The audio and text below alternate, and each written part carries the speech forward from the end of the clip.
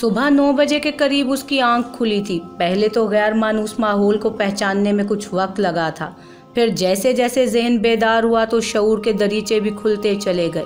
ज़रा सा रुख मोड़कर किसी और की मौजूदगी का एहसास चाहा था और फिर नज़र उस चेहरे पर ठहर गई थी जो कल तक सदियों के फासले पर था और आज इतना करीब था कि हाथ भर की दूरी थी। ये उसके लिए भी अनहोनी ही थी। बगौर उसका चेहरा देखा जो चित लेटा हुआ था।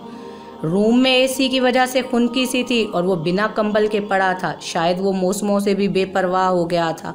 उसे हमेशा उससे हमदर्दी रही थी। मंसूर हयात की उसके लिए मोहब्बत से पूरा हयात ख़ानदान वाकिफ़ था। अपने बाप की देखा देखी वो भी कभी उससे नफ़रत नहीं कर सकी थी, मगर ये भी सच है कि माँ की दिल आज़ारी ना हो, इस वजह से कभी उससे कोई ताल्लुक वास्ता रखना तो दरकिनार बात तक नहीं की थी। और अब जब हर किसी ने उनको बुरे वक्त में अकेला छोड़कर अपना पल्ला झाड़ लिया था तो वो सामने आया था, हाथ थाम कर उसको उस मंझदार से बाहर भी निकाल लाया था जिसे उन्होंने हमेशा ठुकराया ही था, जिसकी ज़ात को पसपा किया गया, जिसे ख़ानदान में कबूल ही नहीं किया गया। तो क्या ये भी कुदरत का इंसाफ नहीं था उन ज़मीनी खुदाओं के लिए जो ज़रा सी बरतरी पर दूसरे को नीचा दिखाने में जुट जाते हैं। जिंदगी एकदम तूफान की जद में आ गई थी। रात का उसका रवैया उसे बावर करवा गया था कि वो उसे कबूल नहीं कर पाया और वो जानती थी इसमें उसका कसूर था भी नहीं। इतने साल जो जहर उसके अंदर कतरा कतरा करके उंडेला गया था, इसके बाद उसने भरी महफिल में उनकी लाज रख ली, ये भी गनीमत था। कुजा के उससे कोई और हमदर्दी या उम्मीद रखना।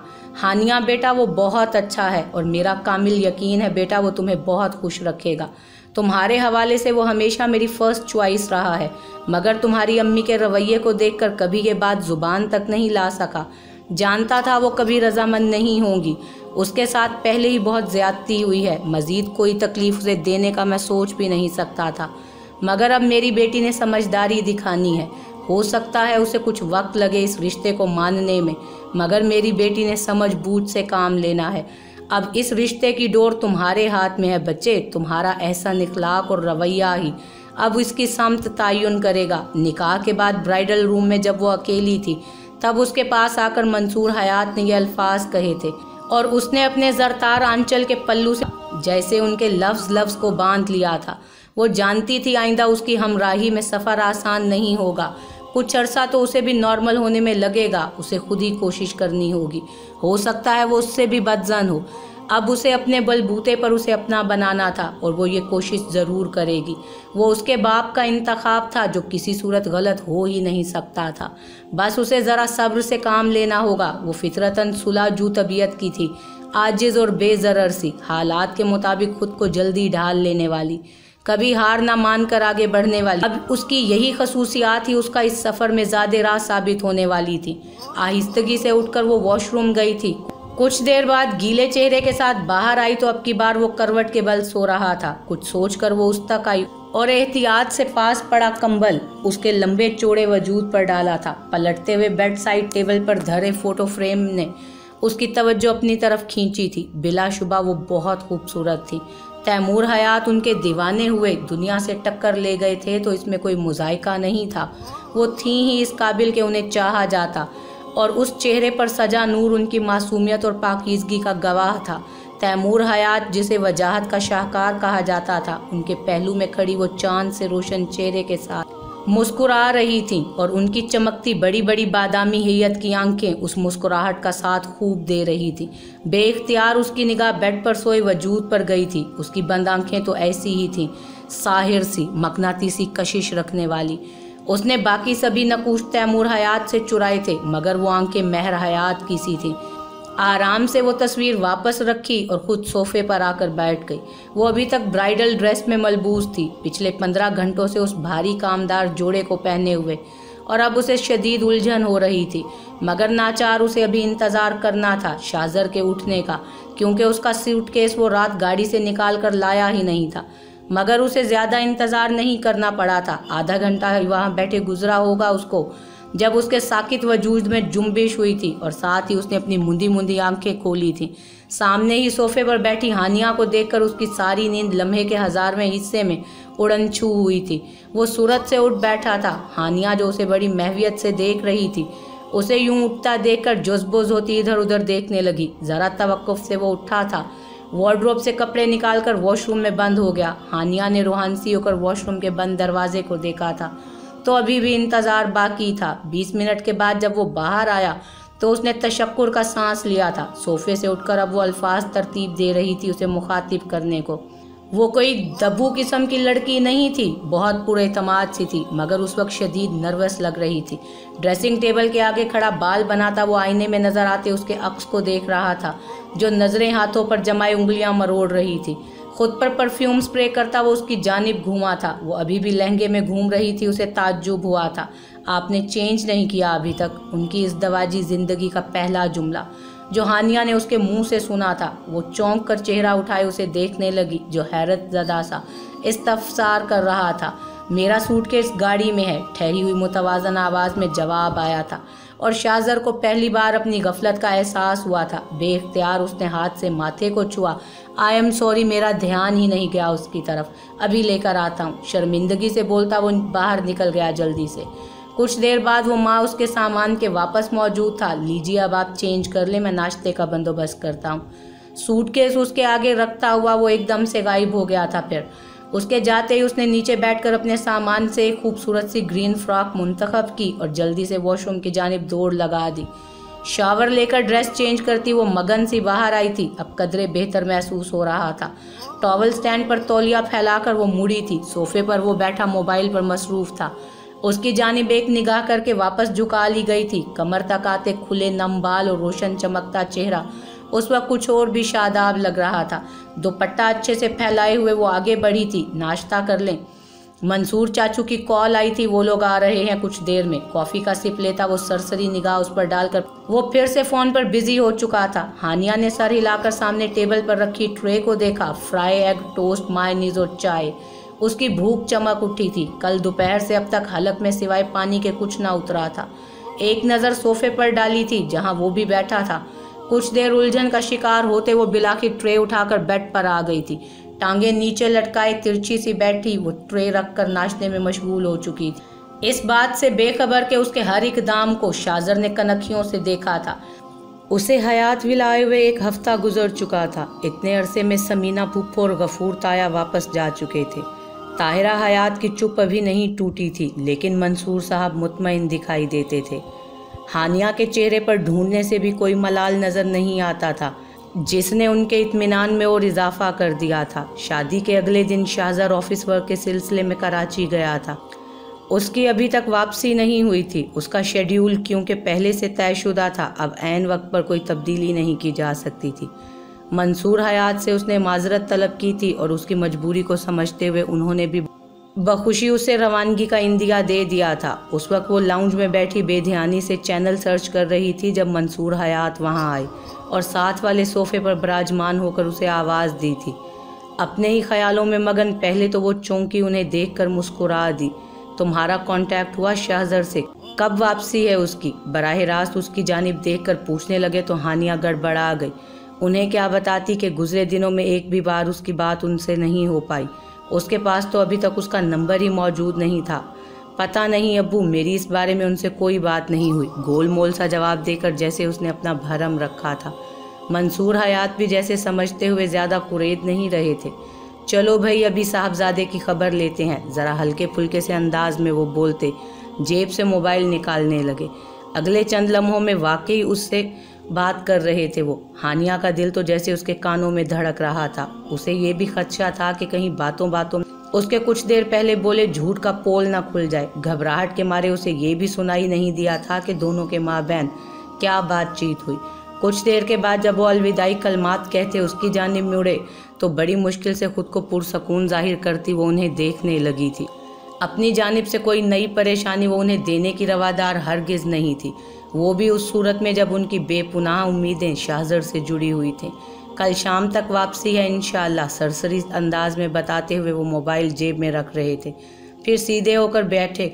हानिया बेटा, किसी भी रिश्ते को समझने और उसको मजबूत करने में बाहमी बातचीत का होना बहुत ज़रूरी है।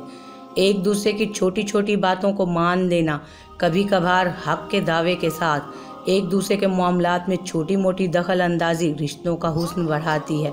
और अगर रिश्ता करीबी हो तो सामने वाले की पहल का इंतज़ार करना ही नहीं चाहिए। थोड़ा सा झुककर खुद की कोशिश करने से अगर नताइज अच्छे निकलें तो ये घाटे का सौदा भी नहीं। चेहरे पर मेहरबान सी मुस्कान और लफ्ज़ों में मतानत वो किसी मुखलिस दोस्त की तरह उसे ढके छुपे अल्फाज में बहुत कुछ समझा रहे थे। वो इन अल्फाज में छुपे मफहूम को अच्छे से समझते हुए सर हिला गई थी।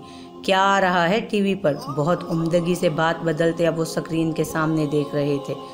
वो फिर दोनों टीवी की जानिब मुतवज्जो साथ में एक डॉक्यूमेंट्री फिल्म देखने लगे थे।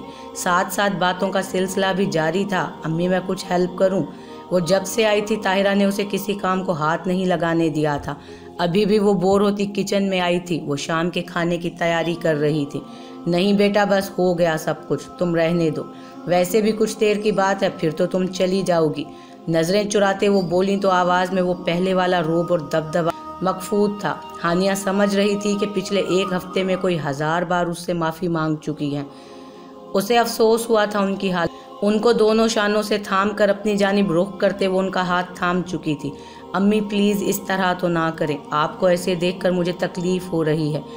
इसमें आपका तो कोई कसूर नहीं, जो हुआ सब नसीब में ऐसे ही लिखा था होना। फिर आप क्यों खुद को अजियत दे रही हैं? उसकी आवाज़ रूंध गई थी। उसने माँ को हमेशा मजबूत और सर उठाए ही देखा था। अब ये शिकस्त पाई उसे किसी निश्तर की तरह लग रही थी। ताहिरा हयात की आंखें छलक उठी। मेरा कसूर है हानिया कि मैंने ज़ोहरा आपा पर भरोसा किया और उन्होंने मेरी बहन होकर भी मेरी औलाद के लिए इतना गलत सोचा। चलो अगर अबरार ने छुप छुपा कर सब किया होता तो मैं मान लेती उनकी गलती नहीं है, मगर वो तो सब जानकर भी तुम्हें उस अजाब में धकेल रही थी। उन्हें एक बार भी मेरा ख्याल नहीं आया। क्या वो सालों पहले हुई खुद के साथ ज्यादती का यूं बदला लेना चाह रही थी? मगर तुम्हें क्यों चुना बेटा? तुम तो मेरी बेटी थी ना। उन्हें एक बार भी एहसास नहीं हुआ कि उनकी खातिर मैंने क्या कुछ नहीं किया। हर बार मंसूर के सामने डट गई, शाहजर को अपनाया तक नहीं कभी, और उन्होंने ही मुझे ये सिला दिया। टूटी हारी सी ताहिरा हयात के दिल का गुबार आज बाहर निकल ही आया था। वो रो रही थी और उन्हें यूं पसपा होती हालत में देखना हानिया के लिए मुश्किल तरीन था। उन्हें अपने गले से लगाती वो उनकी पुश्त को सहलाती दिलासा दे रही थी। बस अम्मी प्लीज़ रोएं तो मत, देखें कुछ बुरा तो नहीं हुआ ना, अल्लाह पाक ने वक्त रहते सब ठीक कर दिया। मध्यम आवाज़ में वो उन्हें समझा रही थी। बहुत देर बाद रोकर दिल का बोझ हल्का हुआ तो उससे अलग होते पल्लू से अपना चेहरा साफ किया था। अल्लाह का इंसाफ देखो हानिया, उसने तुम्हारा मुकद्दर किसके साथ जोड़ा। अब मैं शाहजर का सामना किस मुंह से करूंगी बेटा? सारी उम्र उसे बेनामो निशान होने का ताना देती रही हूँ, जिसने अपने नाम की चादर से तुम्हारा खुला सर ढांपा, और अब तुम्हारे हवाले से जब उसके रूबरू आऊँगी तो क्या करूँगी? मुझे कुछ समझ नहीं आ रहा। हद दर्जा लाचारी और शर्मसारी के हिसार में घिरी वो मुस्तरिब से दिखाई दे रही थी। आप बस पुरसकून हो जाएं अम्मी, वो बहुत अच्छे हैं। गुजरी किसी बात का जिक्र तक नहीं किया उन्होंने मुझसे। बस सब ठीक हो जाएगा, बस थोड़ा सा वक्त लगेगा, लेकिन इंशाल्लाह सब सही हो जाएगा। वो खुद नहीं जानती थी कि वो क्या कहकर उन्हें तसल्ली दे। उनकी बात भी तो सच ही थी।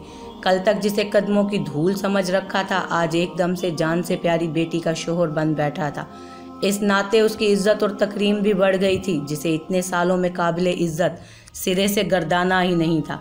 जब भी सामना हुआ था हमेशा जलील ही किया था, और अब उसे एक नई हैसियत से कबूल करना उनके लिए दोहरी अजियत का बाइस था। शर्मशारी थी कि जो बढ़ती ही जा रही थी, नदामत थी कि जिसका कोई अंत ही ना था। वो धाड़े मार मार कर रोना चाह रही थी, मगर हानिया का परेशान चेहरा उन्हें इस बात की इजाज़त नहीं देता था। मुंह पर हाथ फेर कर फीकी सी मुस्कुराहट लबों पर सजाए उसे देख कर सर हिलाया था। हानिया भी बेदिली से मुस्कुरा दी थी। मगरिब से कुछ देर पहले ही वो हयात विला में मौजूद था। मंसूर हयात हमेशा की तरह उसके इस्तकबाल के लिए पोर्च में खड़े थे। गर्म जोशी से उससे बगलगीर होते उसका हाल अहवाल पूछ रहे थे। लाउंज में बैठे उन्हें चंद पल ही गुजरे थे। किचन से हानिया बमा कोल्ड ड्रिंक के बरामद हुई थी। स्काई ब्लू कलर के सादा से कुर्ता शलवार में, सर पर अच्छे से जमे दुपट्टे में वो उसके सामने मौजूद थी। आहिस्तगी से सलाम करती उसकी जानिब ट्रे बढ़ाई थी। सर के इशारे से सलाम का जवाब देता वो ग्लास उठा चुका था।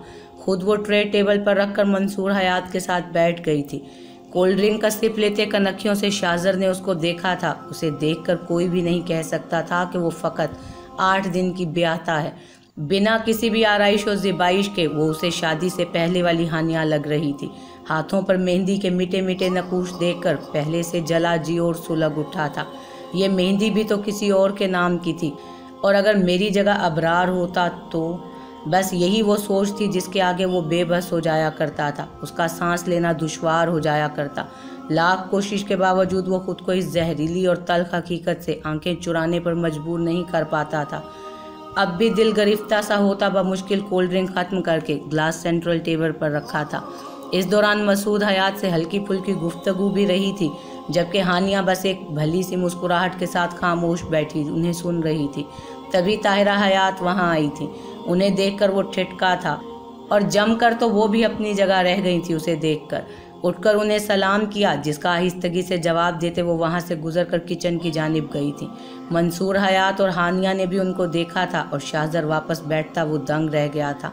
वो ताहिरा चची तो थी ही नहीं जिन्हें वो जानता था, जिनकी ज़ात में एक गरूर और रौनक हुआ करती थी, जिनकी आंखें उन्हें देखकर शोले बरसाने लगती थीं। ज़बान से निकले तंज के तीर उसका सीना छलनी कर दिया करते थे उसके।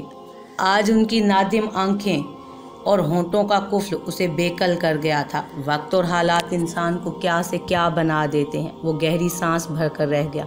दिल पर पड़ा बोझ कुछ और सवा हुआ था। उसे कभी इतनी तकलीफ उनकी नफरत सहते नहीं हुई थी जितनी आज उन्हें यूं शिकस्ता हाल देखकर हो रही थी। माहौल में बोझल सी खामोशी छा गई जिसे उसकी आवाज़ ने तोड़ा था। चाचू अभी इजाज़त ने, बहुत थका हुआ हूँ, घर जाकर आराम करूँगा। मज़ीद वहाँ बैठना दुश्वार होने लगा तो वो बोल उठा। मंसूर हयात उसे रोकना चाहते थे, मगर उसकी हालत देखकर वाकई लगता था उसे आराम की ज़रूरत है। वैसे तो मैं चाह रहा था खाना खा कर ही तुम लोग जाते, मगर तुम थके हुए लग रहे हो, इसलिए रोकूंगा नहीं। हानिया बेटा जाओ अपनी चीज़ें ले आओ, उसे कहते साथ ही उन्होंने हानिया को भी मुखातिब किया था। मैं बैग लेकर आती हूँ। उसकी तरफ देखकर बिना मुखातिब किए कहती वो ऊपर चली गई। उन्हें छोड़ने बाहर मंसूर हयात के साथ ताहिरा भी आई थी। हानिया को गले लगाया था, जबकि शाहजर को वो लाख कोशिश के बावजूद ज़ुबान से अल्लाह हाफिज़ भी नहीं कह पाई थी। मंसूर हयात ने दोनों को खुश दिली से मिलकर रुखसत किया था।